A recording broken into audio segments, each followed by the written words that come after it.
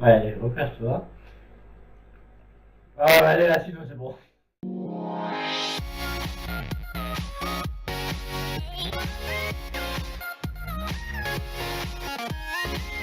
Eh bien, salut à tous et à toutes, j'espère que vous allez bien, moi ça va super, une nouvelle vidéo sur le PC encore une fois, pour une vidéo interactive, qui s'appelle Accident. Donc toujours je filme avec Bandicam, on n'a pas changé, hein, mais j'ai pas les moyens de lâcher la version complète. Au bout de 10 minutes, il se coupe automatiquement, mais vous savez pas, je peux le relancer par la suite. Donc c'est une chaise vide, entre guillemets, hein. Vous vous demandez pourquoi elle est là. Ah bah voilà, vous avez votre nouvelle. Ouais, allez, bien. Vous êtes prêts? C'est parti.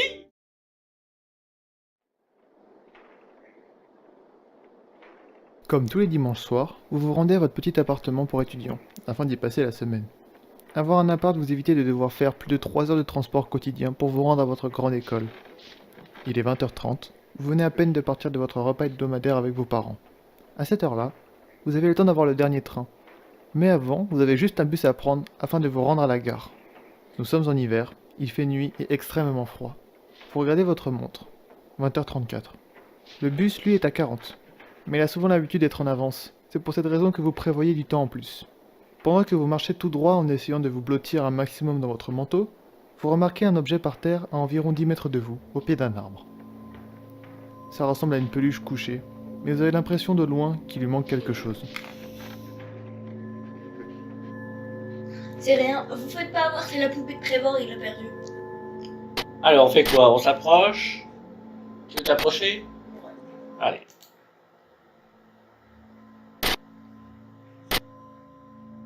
Vous vous rapprochez un peu plus de la peluche.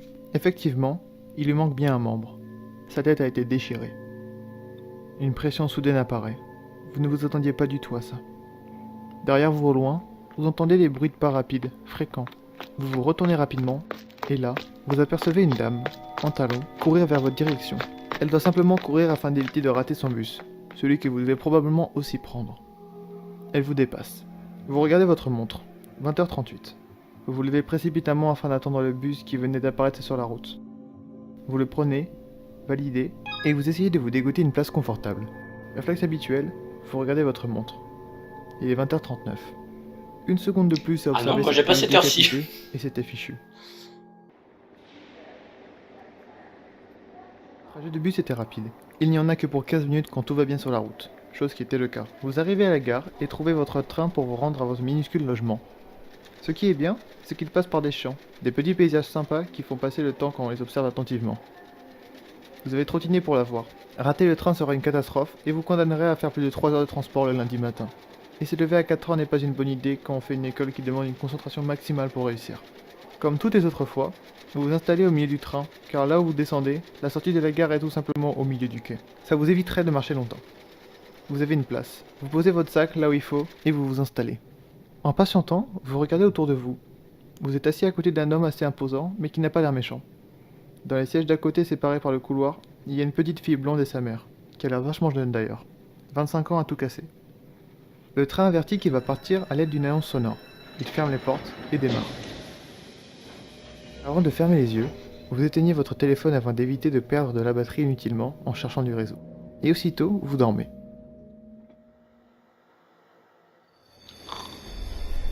Vous êtes réveillé par un ralentissement violent et inhabituel. Une annonce se fait entendre. Mesdames, messieurs, nous sommes momentanément retenus sur les voies. Nous reprendrons le trajet dès que possible. Pour votre sécurité, veuillez ne pas sortir sur les voies. Vous regardez autour de vous.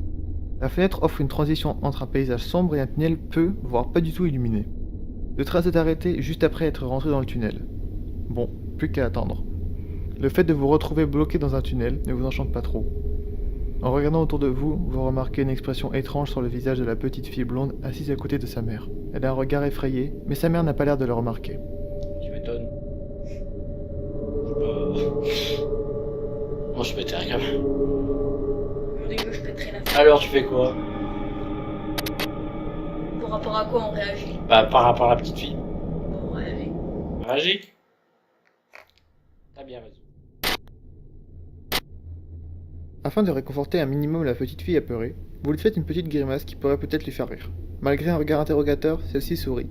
Sa mère la regarde. Sa petite fille vous retourne une grimace ridicule, mais rigolote tout de même. Après cette tentative de grimace, sa mère vous regarde. Elle a l'air amusée par ce que sa fille vient de faire. Elle s'approche vers vous, sûrement pour vous dire quelque chose. Elle s'apprête à parler, sourire aux lèvres.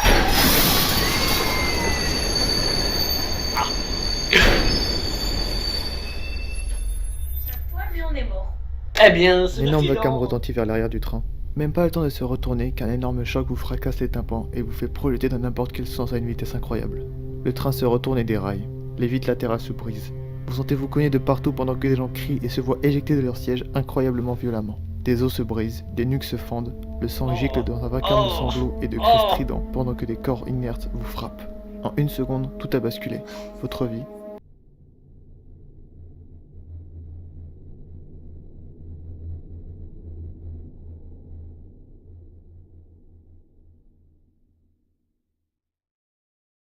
vous vous réveillez, complètement sonné. Silence total. Une vive douleur se distinguant des autres apparaît au niveau de votre main gauche. Vos yeux ont du mal à s'ouvrir. Pas une pointe de lumière vous permet de vous repérer dans ce train. Seul indice, une paroi brisée que vous sentez. Vous êtes allongé sur le côté latéral du train, sur ce qui reste d'une vitre. Heureusement pour vous, elle n'est pas en verre. Votre visage vous brûle. Des débris ont dû écorcher votre visage car vous sentez du sang sécher sur votre joue. Depuis combien de temps êtes-vous inconscient ? Vous levez péniblement votre main gauche afin de vous en servir d'appui, mais vous trébuchez lamentablement à cause d'une douleur vive qui vous fait terriblement mal. Quand vous la regardez, vous remarquez des doigts difformes, de la chair et du sang. Vous pouvez voir vos os détruits à l'extérieur. Elle est complètement broyée. Ça, c'est dégueulasse. Et j'ai pas compris en fait. Crie à l'aide, tenter de se lever. Tu fais quoi? Tu te lèves, tu cries à l'aide? Revers. Par rapport à quoi? J'ai pas compris en fait. On va mettre sur pause, hein, excusez-moi. Tu te lèves, tu te réveilles, pour rechercher de l'aide, enfin, soit tu cries à l'aide, comme ça tu vois si quelqu'un te répond, ou bien tu tentes de te lever pour chercher de l'aide.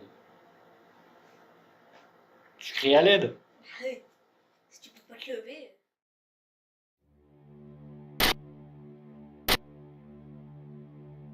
Assis, votre main droite tenant celle broyée, vous criez de toutes vos forces, à vous en briser les cordes vocales. Mais silence. Pas de réponse en retour. Des larmes coulent sur les plaques de sang séchées et collées à vos joues. C'en est fini pour vous. Votre mort sera lente et extrêmement douloureuse. Mais soudain, il y a du bruit. Des bruits de pas venant d'au-dessus de vous. Quelqu'un en ce moment est en train de marcher sur le train. Une lumière l'accompagne, sûrement la lampe torche de son téléphone. Vous entendez la voix d'une femme suivie de celle d'un homme, très doucement. J'ai entendu des cris par ici. Une voix fébrile dit Crie pour qu'ils t'entendent. Je suis là, au secours. Vous criez et elle vous répond. Ne bouge surtout pas, j'arrive.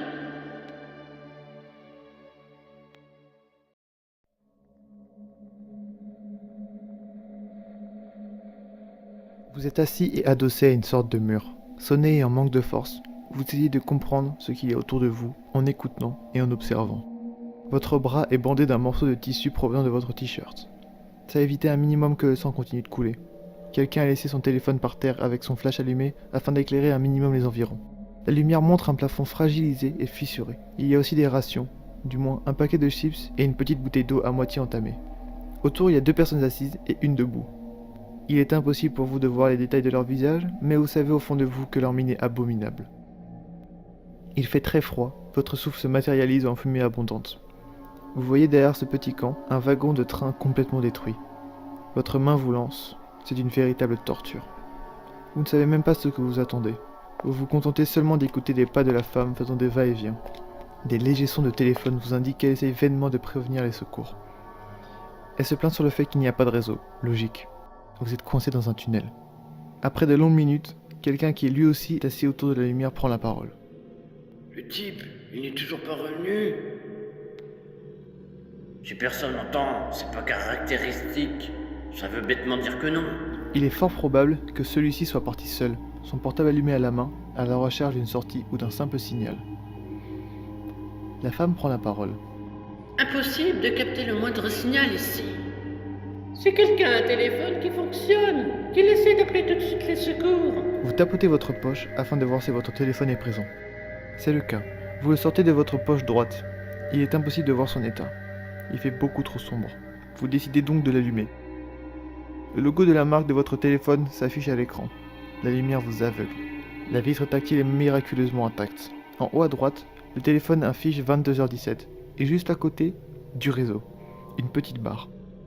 Sans prévenir les gens autour, vous vous précipitez pour taper un numéro. Vous sentez la femme qui faisait des va-et-vient venir vers vous et s'asseoir à votre droite. Super! Tu as du réseau. Appelle tout de suite les secours.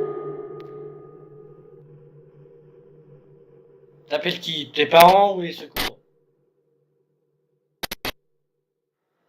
Secours. J'allais dire.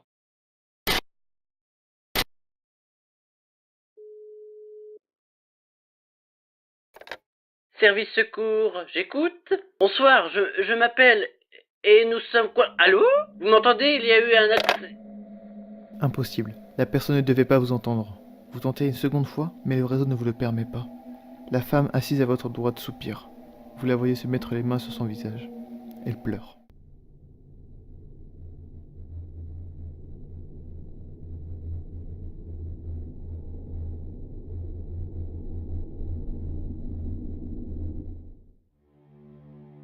Pour vous ne savez quelle raison, la lumière du téléphone est toujours allumée au centre. La batterie tient toujours. Vous êtes assoiffé. La femme assise à votre droite a les yeux larmoyants et le regard vide. Vous voyez entièrement son visage. C'est la mère de la petite fille qui pleurait. Se sentant observée, elle tourne son visage rongé par l'angoisse vers vous. J'ai l'impression de t'avoir déjà vu. Oui? Vous êtes la mère de la petite fille blonde? Ce n'est pas ma fille. Je ne la connais pas. Sa mère était assise derrière elle. Et merde! J'ai ton âge. Ne me tutoie pas. Je déteste De longues ça. minutes s'écoulent. Merci d'être venu m'aider. Elle sourit. J'ai peur des voyages en train. Ta grimace m'a fait rire. Ça m'a en quelque sorte réconforté. Maintenant, cette peur deviendra plus qu'une Son peur. sourire s'efface. Les secours arriveront. Ne t'en fais pas. Cet accident ne doit pas être passé inaperçu auprès des médias. Enfin, sûrement. As-tu retrouvé la petite fille? Un homme répond. Arrête de poser des questions et garde ta salive. Si ma jambe n'était pas détruite, je t'aurais déjà foutu une droite pour te faire taire. Il se redresse péniblement et attrape un paquet de chips, le seul paquet de chips, et le dévore devant vous. Pris d'une soudaine rage, vous vous levez péniblement et répondez. Fais pas le con et dépose ça. C'est notre seule ration. La quatrième personne qui n'avait pas parlé depuis le début prend soudainement la parole. C'est une voix de vieille personne. Oui, écoute le petit et dépose ça. Tu peux encore attendre avant de mourir de Le vieil homme faim. approche sa main Je du paquet sais. de chips pour le récupérer et le déposer, mais la personne au paquet de chips attrape sa main. Va te faire foutre, vieux. Il dépose le paquet, dégaine son poing et le flanque au visage du vieux. En même temps que le bruit du choc, un bruit d'os se brisant retentit. Le vieil homme s'écroule par terre, inerte. Vous vous précipitez vers le mec pendant que la femme qui était assise à côté de vous fonce vers le corps inerte. Espèce de connard, tu l'as tué. Vous êtes pris de vertige. Vous vous apprêtez à le frapper au visage quand soudain, il vous arrête avec seulement une phrase.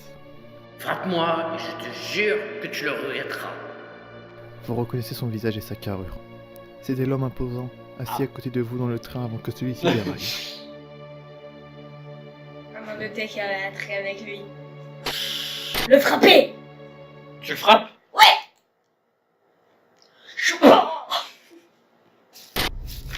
Attention, Mathéo va frapper. Vous ne l'écoutez pas, mais d'un coup, la droite part, mais elle n'atteint pas sa cible. Vous êtes pris de vertige. Une vive douleur au niveau de votre ventre apparaît. Du sang coule abondamment. Mais le mec, c'est une Vous tapette! vous écroulez sur le dos, à côté du téléphone au centre. Vous toussez, du sang gicle de votre bouche. Quand vous touchez votre ventre, vous sentez le manche d'un couteau. Vous voyez le visage d'une femme au-dessus de vous, en train de vous secouer et crier. Vous n'entendez rien, seulement des bruits sourds.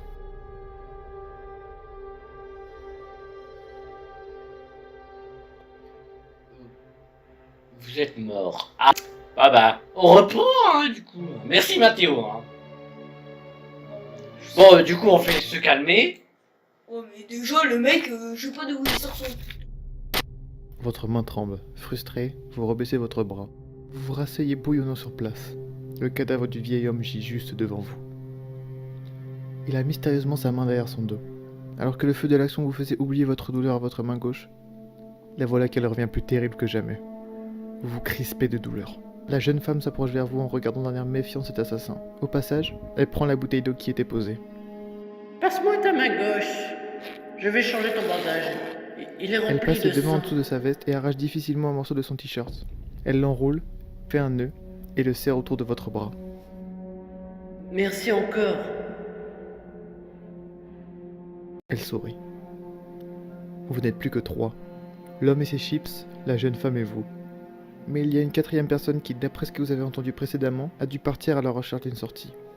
Tiens, bois de l'eau. T'en as besoin? Nous devons conserver le peu d'eau qu'on a. Et en plus de ça, je n'ai pas soif.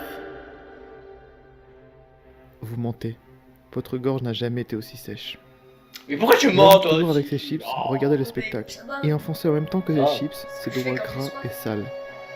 J'ai soif, moi. Vous le regardez, brûlant de rage. J'ai dit que j'avais soif. De derrière son dos, celui-ci sort un couteau à cran d'arrêt et tape la lame sur son paquet de chips vide. Passe-moi cette putain de bouteille d'eau, connasse. Ne pouvant rien faire, celle-ci lui balance sa bouteille.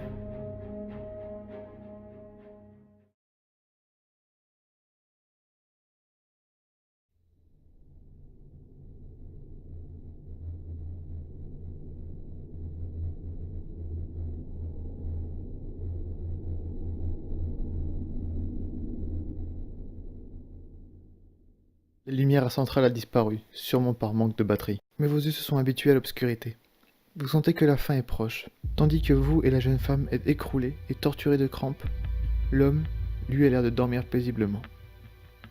Quelqu'un vous secoue faiblement le bras et chuchote. T'es encore là, hein? Vous tournez difficilement votre tête vers elle.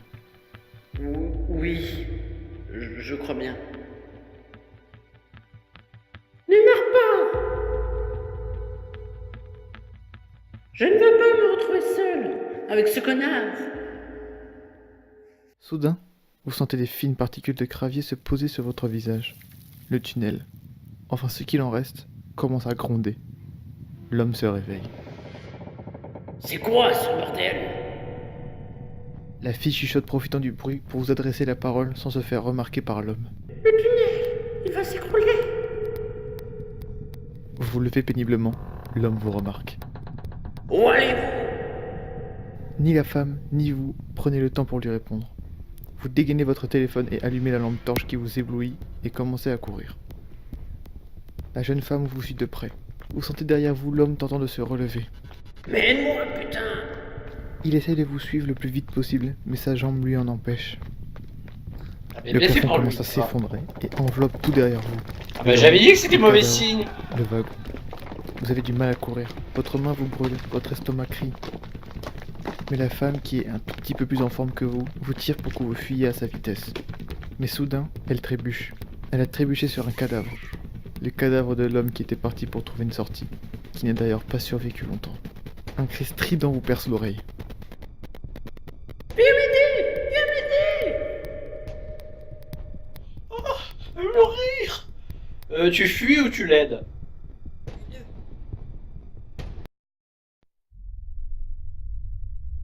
Vous prenez votre courage à deux mains et faites demi-tour pour venir la chercher.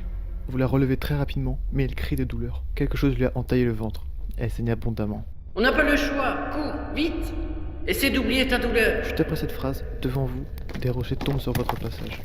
Maintenant, devant et derrière vous, des murs difformes et immenses vous bloquent. Vous pointez votre flash vers le plafond et vous remarquez que celui-ci commence à se fissurer, craquer, en libérant du gravier.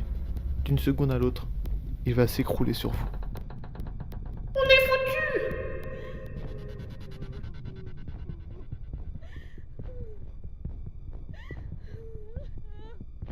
Et la fille, elle a été broyée. Choisissez la fin. Alors, on va mettre sur pause, attendez. Choisissez la fin en fonction de vos points. Alors, on a combien de points, nous? 1, 2, 3, 4, 5 points. 4 et 5 points. Bon, on est dans le vert, donc c'est déjà pas mal. Attention. La jeune femme à côté de vous vous serre autour de votre bras. Elle tremble, tout comme vous. Vous êtes condamné à mourir broyé. Elle se retourne vers vous et vous regarde pour la dernière fois. Merci d'avoir fait demi-tour. Tu aurais pu te sauver. Mais tu as tout de même décidé de revenir me voir. Elle vous sourit malgré les larmes coulant sur ses joues. Je suis heureuse de t'avoir connu. Moi aussi. On se retrouvera. Le plafond se fissure de plus en plus. Des petits rochers commencent à tomber. Vous vous en prenez un en pleine figure, arrachant votre arcade et endommageant gravement votre œil.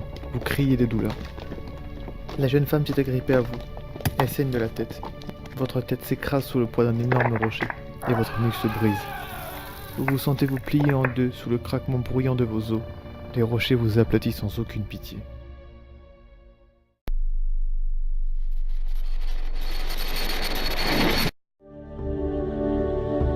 Alors, donc voilà pour la vidéo interactive accident. Ça m'a plu, je trouve ça pas mal. Mais par contre, quand il décrit les scènes, c'est un peu gore, c'est un peu dégueulasse, quoi. Je sais pas si je trouve ça. Non, ça va, la crème partie, c'est normal. Si vous voulez faire vos propres choix, il y a plusieurs fins possibles. Je vous mets la vidéo dans la description. Si ça vous a plu, likez, partagez. Et si ce n'est déjà pas fait, qu'est-ce que vous faites? Allez aux toilettes. Allez à l'église et sonnez la cloche. Vous abonner et après vous allez vous sonner la cloche comme il dit. Hein. Pour vous abonner, activez la cloche pour recevoir une notification que je sors une nouvelle vidéo. Je vous dis à plus pour une nouvelle vidéo. Voilà, bye bye. Ils s'en vont déjà. Allez, au revoir. Allez. Bye.